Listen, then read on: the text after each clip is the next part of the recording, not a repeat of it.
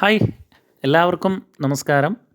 അപ്പോൾ ഇന്നത്തെ വീഡിയോ മഹാകുംഭമേളയെ പറ്റിയിട്ടാണ്. നമ്മളെല്ലാവരും ഇപ്പോൾ കേട്ടുകൊണ്ടിരിക്കുന്ന ഒരു വാർത്തയാണ് മഹാകുംഭമേള. എന്താണ് ഈ മഹാകുംഭമേള?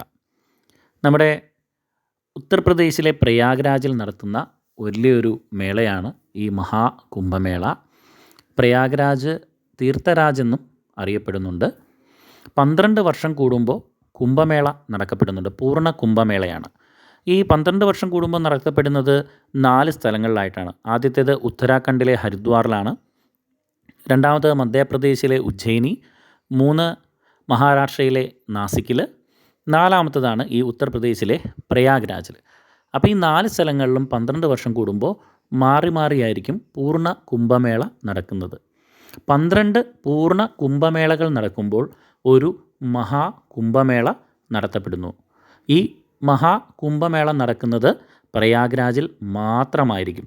ഈ പ്രയാഗ്രാജിൻ്റെ ഒരു വലിയൊരു പ്രത്യേകത എന്ന് പറയുന്നത് ഗംഗ, യമുന, പുരാണത്തിലെ അദൃശ്യ സരസ്വതി എന്നിവയുടെ സംഗമസ്ഥാനമാണ്.